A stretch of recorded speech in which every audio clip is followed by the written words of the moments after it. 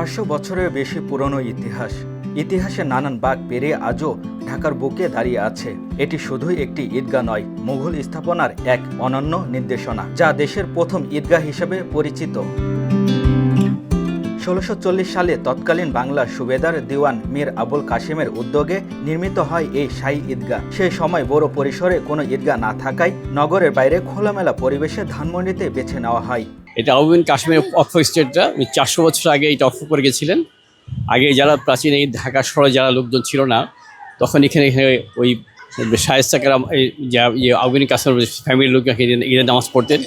এখানে লেক ছিল, লেকে তারা আসতেন। এখানে হাতি ছিল, ঘোড়া ছেলে ছিল, এখানে লেকের মধ্যে মেলা হতো।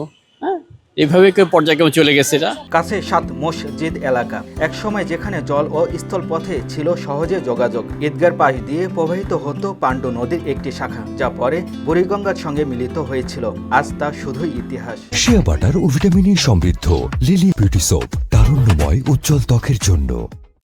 এটা তো প্রাচীনতম ঈদগাহ। এখানে সাধারণত দুইবার ঈদের নামাজ হয়।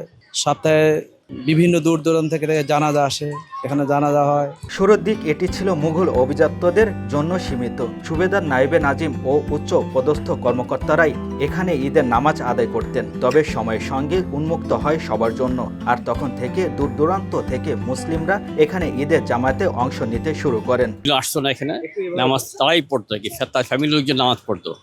তো এখানে বাইরের লোক তখন ছিল না। এরপরে পর্যায়ক্রমে পট পরিবর্তনের সাথে সাথে তারা চলে গেছেন, ওরা দুনিয়াতে নেই কেউ। এরপরে পাকিস্তান পিরিয়ডে আমরা এখানে ছিলাম, এখান থেকে আমরা সংগ্রহ করছি, এই এলাকাটাকে সংগ্রহ করে আমরা করছি ঈদগাহটাকে।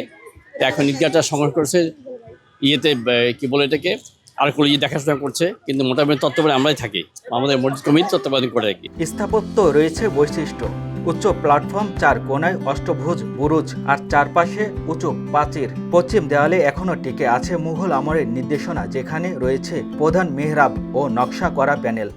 মোঘল আমলের অন্যতম ঐতিহ্যবাহী এই স্থাপনা 400 বছরের বেশি পুরনো এই ঈদগাহ শুধু একটি ধর্মীয় স্থান নয়, বরং এটি ঢাকার ইতিহাস ও ঐতিহ্যের গুরুত্বপূর্ণ অংশ।